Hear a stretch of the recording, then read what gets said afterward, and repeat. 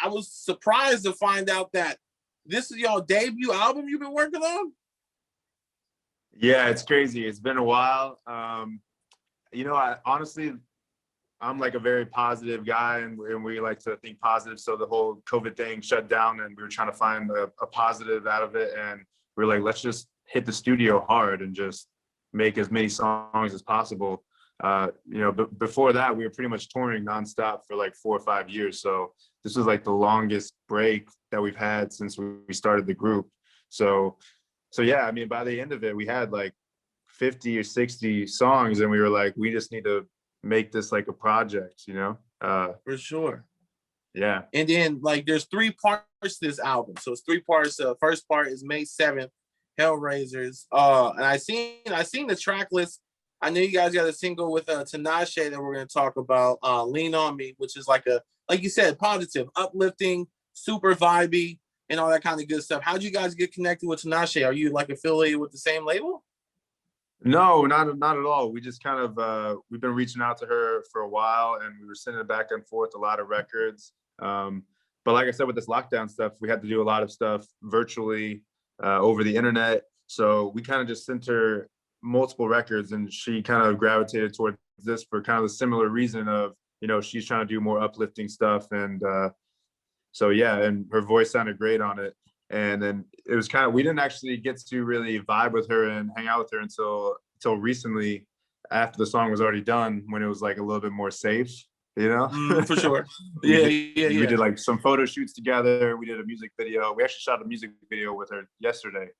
So, but yeah, so a lot of it was just writing a verse or her writing some lyrics, us tweaking some stuff on production and kind of going back and forth until it was perfect.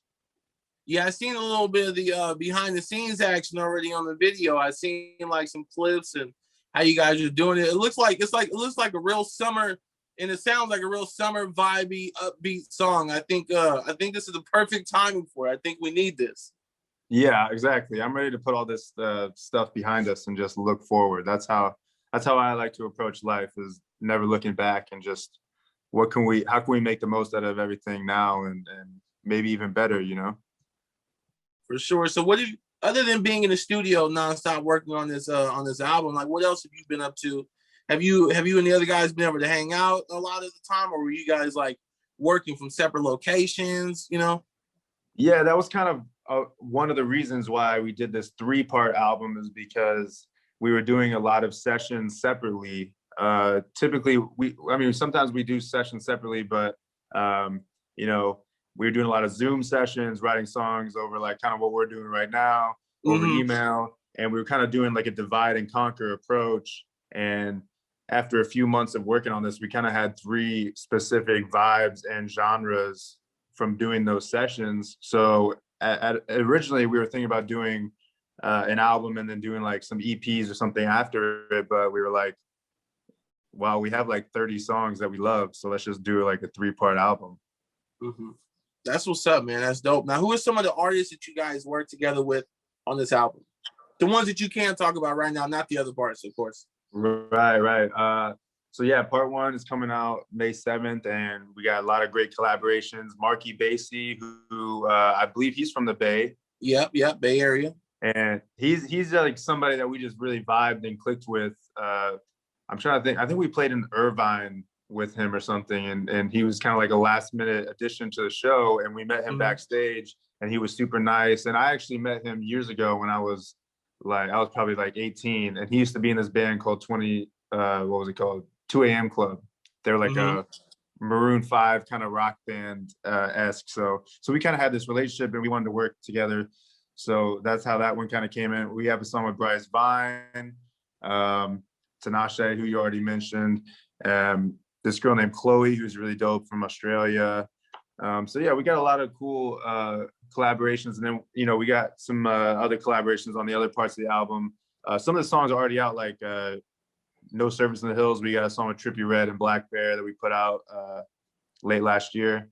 So it's literally like people from all different worlds that you wouldn't expect to kind of be on one project, which is kind of always what we love to do, and just see how it turns out, you know.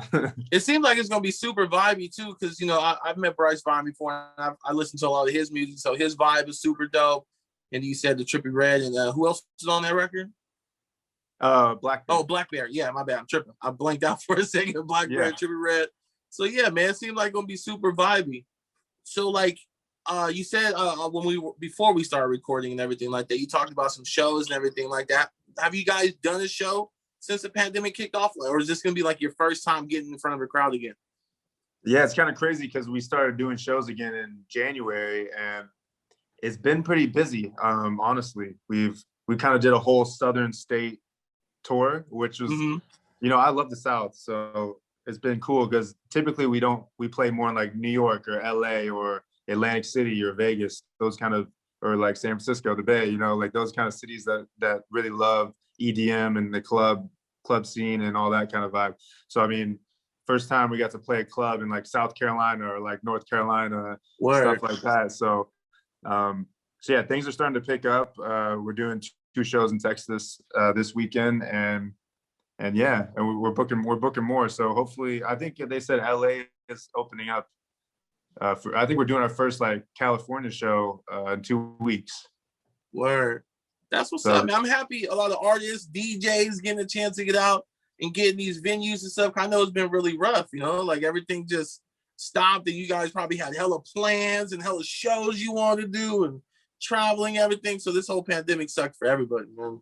Yeah, exactly. And like I said before, I think if however you can kind of spin it and make it a positive experience, like that's kind of what we try to do with this album. And you know, and definitely in the beginning, we were like, oh wow, we didn't realize how much of a break we needed, because we were playing shows every weekend and we were doing, you know, international tours like a couple times a year, and you kind of forget how taxing that can be on your body, especially as you start getting older and all that, you know? For sure. So, for sure. I can't imagine what it'd be like to be on tour. I know it has to be hella fun.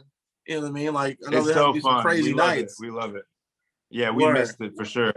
Because, you know, in the beginning, it was like, oh, 2 weeks or whatever. And we're like, okay, cool, no big deal. And then, so we really started missing it after a few months. We're like, all right, it's time to get back.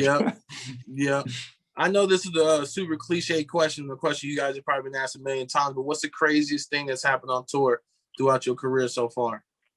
For me, I would say that we played this festival called Firefly a couple of years ago, and we had a fan email us, and he's like, oh, I'm like one of your biggest fans. My girlfriend is one of your biggest fans, and I want to ask her to marry me on like during the concert. So we brought him on stage, and yeah, he proposed, and she said yes. That's what's up, man. Let me ask you a question. She said yes. So we got like the crowd going, yeah. Yeah, that's what's up. Now I know you about positivity, bro. But what if she'd have been like, I know, you know, bounced out?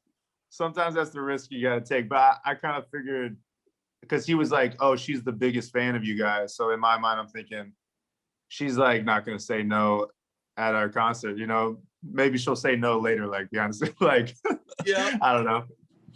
Yeah, but for real, you always run that risk. That's dope. I mean, any type of moment like that is pretty awesome and everything. We have someone jumping into the room. Let's see. Yeah, we got you. How you doing? Hey. Yo, nice of you to join us. I know I'm late. I'm sorry. No, not even. I was told that you probably weren't gonna have time and everything, so we had kicked off the conversation. But it's nice to talk to you again. The last time I seen you in person, it was at our holiday show, Poptopia. You did it a couple years ago. It's when you went out on stage with Brittany and sung her happy birthday. Yeah. I was the dude that was dressed up as Santa Claus. Oh wow. Oh right. Yeah, okay. So I worked my way up at the radio station. I went from being Santa to being the night show host. So I'm doing all right. Amazing. You know congrats. You know what's funny is before I did music, I used to do Santa Clauses. Oh, for real? Yeah, I used to do these little characters, and they pay me pretty good money actually in LA. For like birthday parties? Yeah, exactly. Santa was kind of a stretch because I don't really have like a big belly or anything, but I made it work. Yeah, that was the thing for me. I'm a big dude, so it kind of worked out. I was really out there looking like Santa Claus. Yeah. Wow.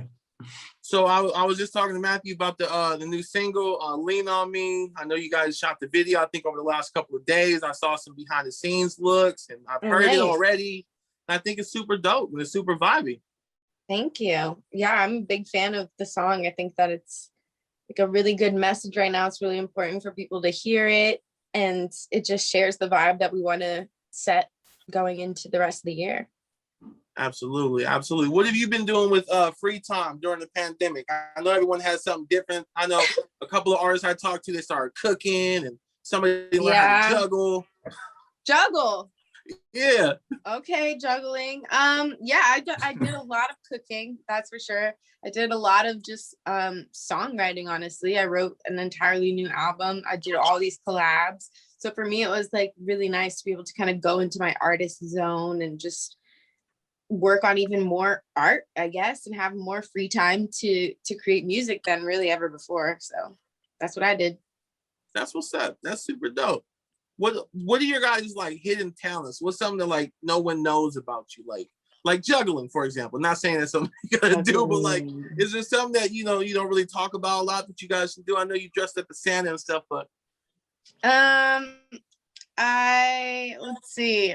I tried to take up pottery over quarantine. That's a curveball. It's a lot harder than it looks. Like the movie Ghost? I don't know why I thought I'd be good at it, just like off rip, but like it was really hard. Let's see what else. It looks fun though. It just looks hella messy, but it looks fun. Yeah, it looks fun, but it's like literally hard. Like so you have like the turntable like in your crib and you like the pedal. Yeah, not only is it messy, but also just to, like get the clay to like do anything. You know what? That might be something you could use for a video in the future. Bring back like the old school Ghost, have your own little version. Yeah, exactly. You know? Yeah, I have to get a little bit better at it before then. Right. Let's see what else. I've been playing a lot of video games. I've been playing a lot of Warzone, a lot of Call of Duty. I'm so trash.